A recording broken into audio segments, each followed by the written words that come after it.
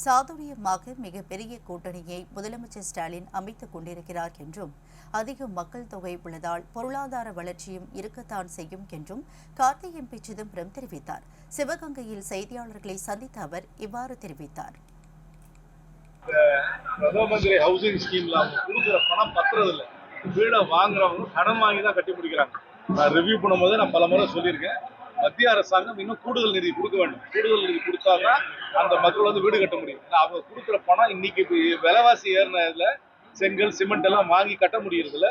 In fact அவங்க கடன் வாங்கி தான் கட்டுறாங்க. அதுல வந்து அவங்க மக்களுக்கு சில சமயம் வந்து அவங்களுக்கு பைனான்ஸ் கிடைக்காதனால நிக்கிறது தவிர யாரும் எந்த திட்டத்தையும் நிறுத்தல. ஓபிஎஸ் வந்திருக்காரு திமுகவுக்கு, எப்படி பாக்குறீங்க? நான் சொல்லியிருக்கேன், வெறும் சாதுரியமாக மிகப்பெரிய கூட்டணியை முதலமைச்சர் அவர்கள் அமைத்துக் கொண்டிருக்கிறார். அதற்காக என்னுடைய வாழ்த்துக்களை அவருக்கு தெரியும். ஒரு காலத்துல ஏடிஎம் இல்ல நாடாக இருந்தது, இப்ப உலகமே டிஜிட்டல் மயமாயிடுச்சு. பிரதமர் மோடி பெரியா பேசிருக்காரு, வளர்ச்சி இன்ஜினாக பார்க்கப்படுகிறது அப்படின்னு சொல்லலாம். பொருளாதார வளர்ச்சின்றது நம்ம வந்து உலகத்திலேயே நமக்கு தான் அதிக ஜனத்தொகை இருக்கு. அதிக ஜனத்தொகை இருக்கிறதுனால ஆட்டோமேட்டிக்கா பொருளாதாரமும் அதுக்கு ஏத்தாப்புல வளரும். ஆனாலும் எல்லாருக்கும் அதை வளர்ச்சி வந்து சமமா இருக்கான்னு பாத்தீங்கன்னா சமமா இல்லை.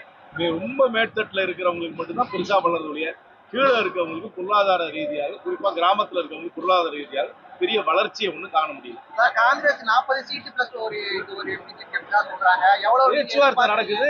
இது நாங்க சொல்லியிருக்க இந்த கூட்டணின்றது 2004 கலைஞர் அவர்களாலும் அன்னை சோனியா காந்தியாலும் அமைக்கப்பட்ட கூட்டணி.